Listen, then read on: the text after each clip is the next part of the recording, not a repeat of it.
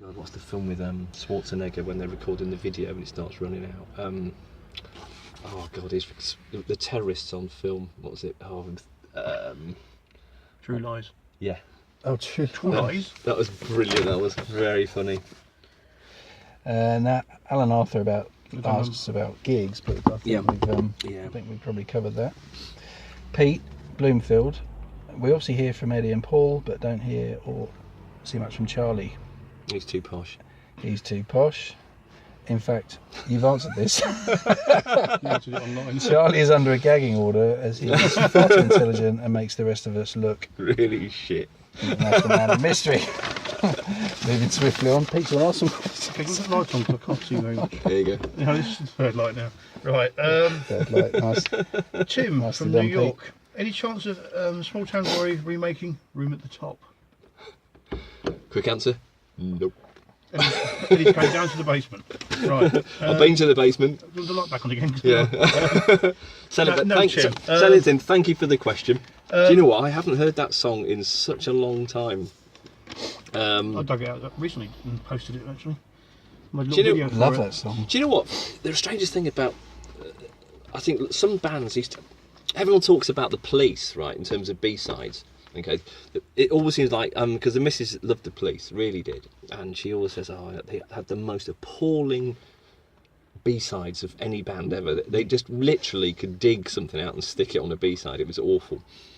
But I tell you one thing: we never knew what was going to be the B-side. So in that sense, you're thinking you put as much effort into a B-side as you would in an A-side, and it's only when it turns out you're thinking, "Oh well, we need an extra track." And so on and so on. So Folklore, absolute classic alarm song. Bonus track on the 12-inch. Majority. Yeah. Feeling steps. Yeah, well, we're fans, aren't we? Yeah, but I mean, it's strange. You don't ultimately think, as I said before. That's the one thing I would say that we never did, and I wouldn't do with Small Town Glory. Is the fact I wouldn't stick a song on just because I thought, oh great, that'll fill some space. Yeah. And nowadays you can't because you've got as much space as you want. Yeah. So in a sense, everything that goes on it, you've got to want it to be on it. Yeah. So yeah, here we go. Vanessa Hale. Hi, She Melissa. asks, can she have her shoe back, please, Ed? No. No. Okay. High heels, obviously. Eddie Izzard. I'm sure it's a teenage thing at a gig. Isn't it? What was she on about a shoe? Okay. No, me neither either. It's very peculiar. Well, Thanks, Melissa. That's abstract, that is.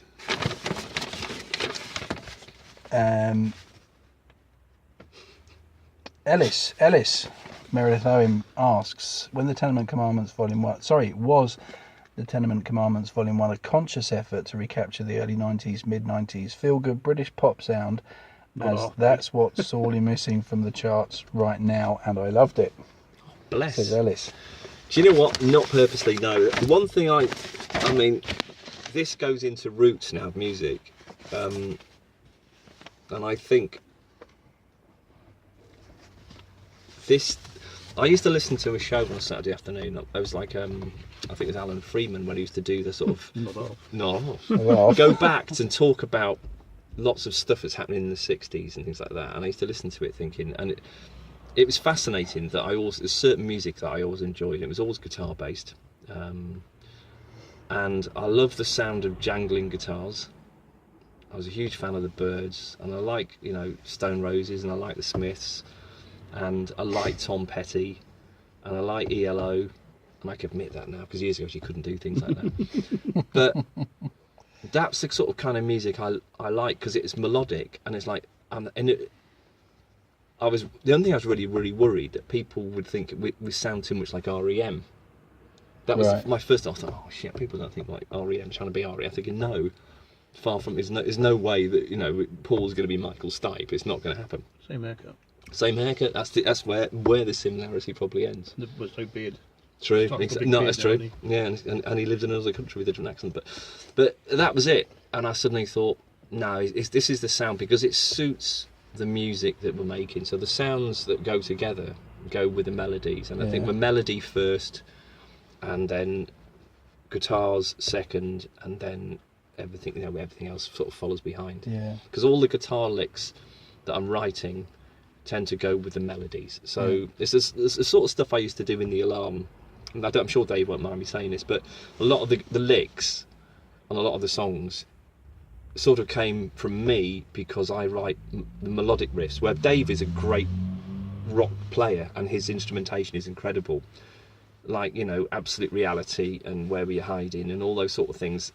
They're the kind of stuff that I've always been into, you know, and Knife Edge and all those sort of things. Yeah. And it's sort of where it comes from. And everyone knows the deal where Dave and I tossed for who's going to, you know, be the guitar player. Yeah. Who's going to, and of course, Dave, thank God, won because he's a far better guitar player than I'd ever even dream. I have to say, I still want to see him playing electric because he's a bloody great player.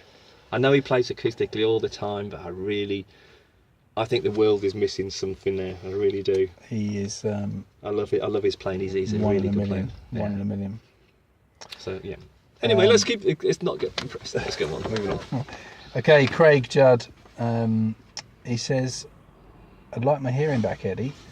You stole it in Dunstable, and you owe me." Oh dear. Any response? Here. Do you know one thing? It's hideous. That's a hideous thought, because the one thing we played a gig once actually is in Woolwich Poly, and somebody did the same thing to me. I mean, we had an engineer we brought in for the night. Oh my God! And I can't believe I literally still got my hearing in my right ear, because all night long we had these speakers, the horns of the speakers right next to my ear, and my God, the feedback. It's like, and that horrible sound when it really goes. Yeah. You know, you've all heard it in a gig, but when it's literally right next to your ear, it's the most hideous thing in the world. Because they always dread the idea when people talk about tinnitus. Yeah. You know, it's always a great fear, because you can have a great sound without it being shrill. Yeah. But it's just got I think a great gig is when you can hear clearly what's going on. Yeah. But the rest of it just kicks you in the balls, and you know that you've been, that is good. Yeah, I've got a friend who's in musicals, pretty busy up in London, and he's had tinnitus now for about the last 6 months, and he's one depressed guy. Yeah, it's horrible. That's absolutely, you wouldn't wish it on it though. That's what stopped Owen from Cactus World News from doing any more musical stuff. Yeah, and also look at AC/DC, same sort of thing. I'm surprised I'm not deaf, to be honest, as well. I've never had any earplugs in my ears ever, and I've been to quite a lot of loud gigs. No, I mean, and to be honest with you, me neither. I mean, so no, that's another thing. I mean, to be honest with you, I mean, you know, you do worry about people when, you know, especially like taking kids. You want kids to go and experience what we did. But I remember I used to come out, couldn't hear anything, I couldn't speak because I'd lost my voice. Yeah. And Comedy Bruises head to foot. Absolutely. There you go. Another good night. But it hurts more now in your 40s, doesn't it? Too right. It takes you about a week to get over it. Yeah, absolutely. Andrew Dawes writes, I think you've replied to this anyway, Eddie. Having supported Dave Sharp and Mike Peters, can I support Eddie? Then I've only got Twist to go. To which Eddie replied, Andrew, you already have supported us and we appreciate it. Oh, bless you. Thank you. I put gigs. I think we covered that. Preferably the Saddlers, which is just up the road. They're ever so nice, ever so friendly. So you'll have an early night, you lucky scoundrel. Paul Tyrrell writes, can you release a hard copy of Young Lone Soldier? And you replied, sadly, afraid not, but it will definitely be played live. Over to you, Pete. Okay.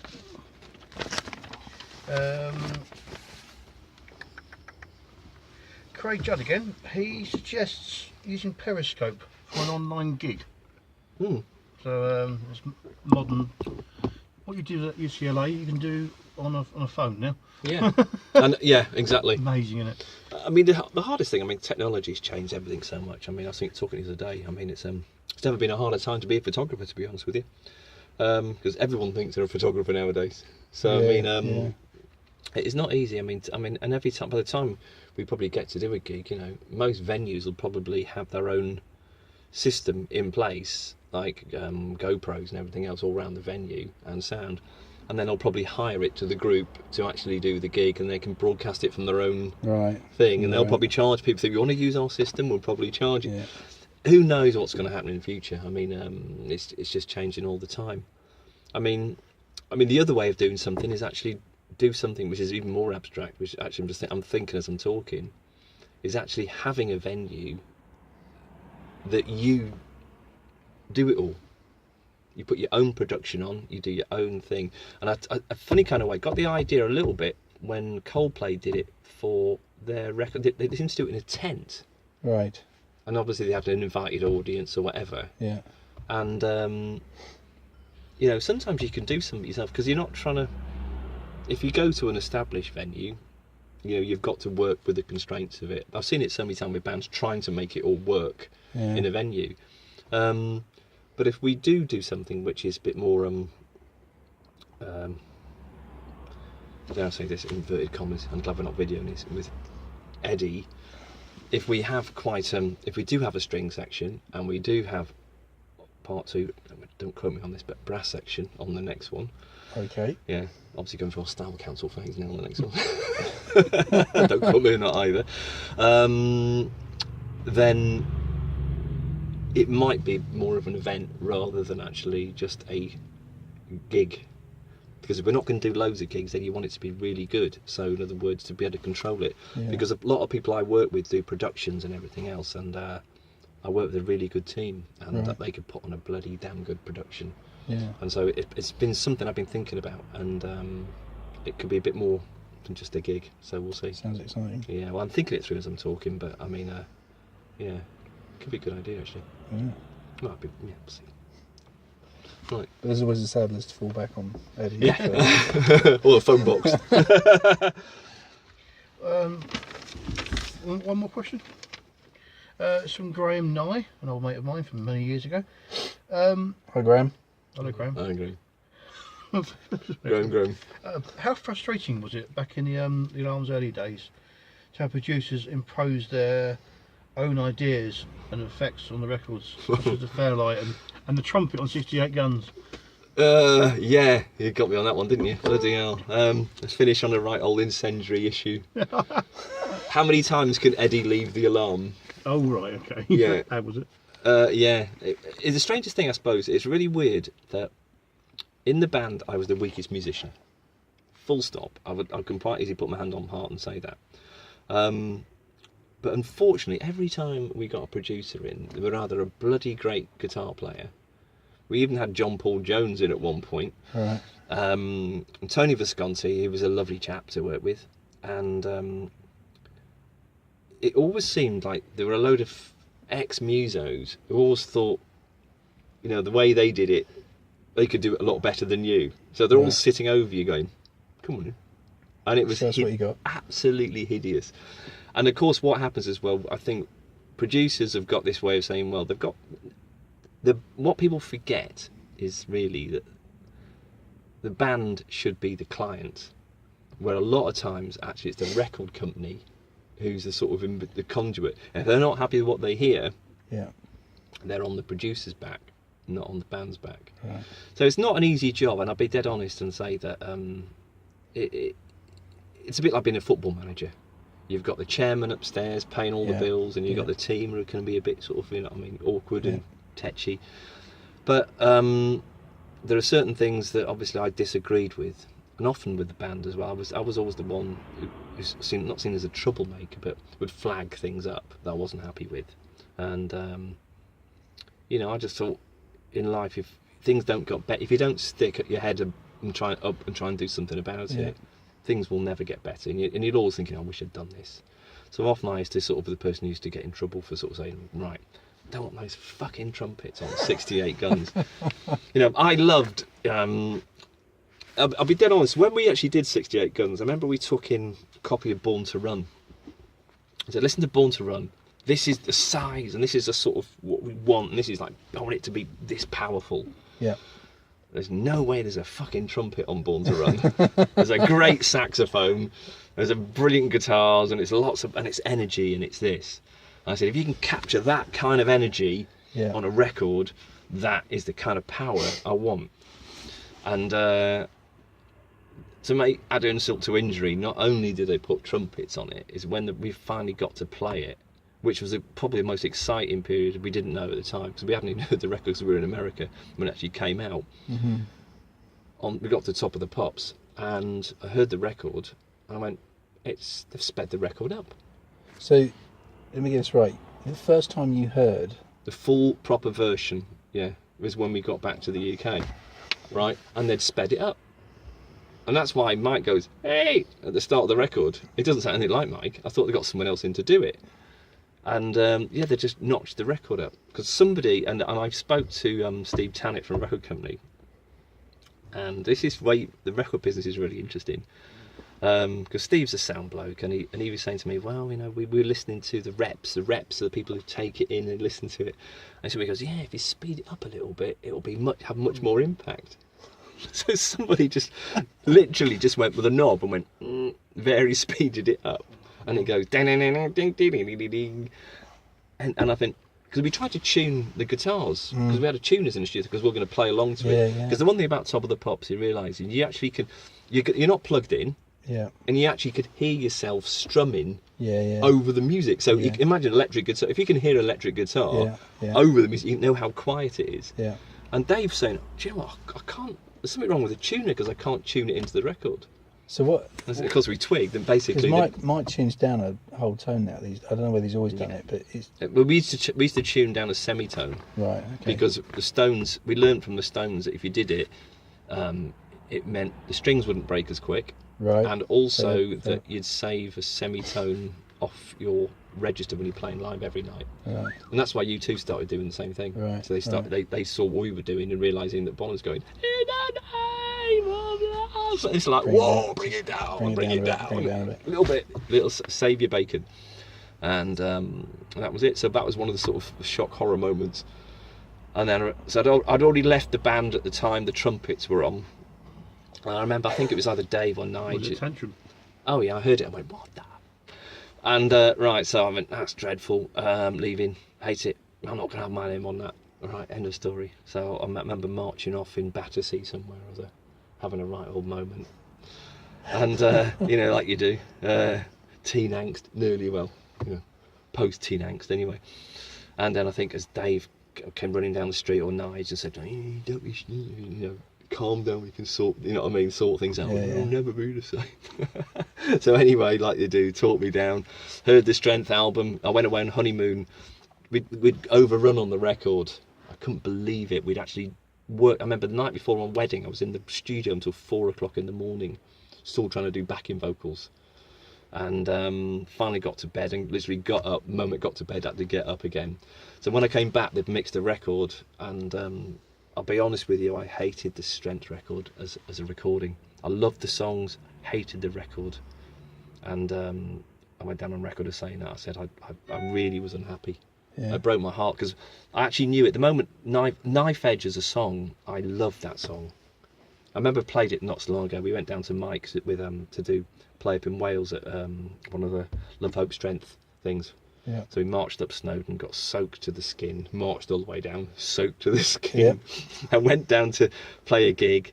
And I said, look, Mike, he goes, what do you want to play? I said, why don't we play Knife Edge?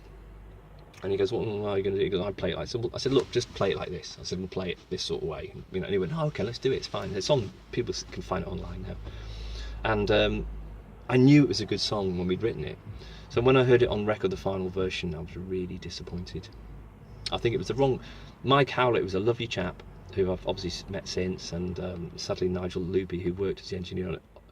It was the wrong combination for the record. Right. Originally, it was going to be Jimmy Iovine. Well, and it was a shame because Simple Minds, they got the luck of the draw on that one. Yeah, I mean that was. I mean, I don't know how much time we got, Ed, but I don't want to keep you. But that was sort of another. Mike's made a lot of the time spent with Jimmy Iovine. Like for me personally, I absolutely adore "Damn the Torpedoes" as a record.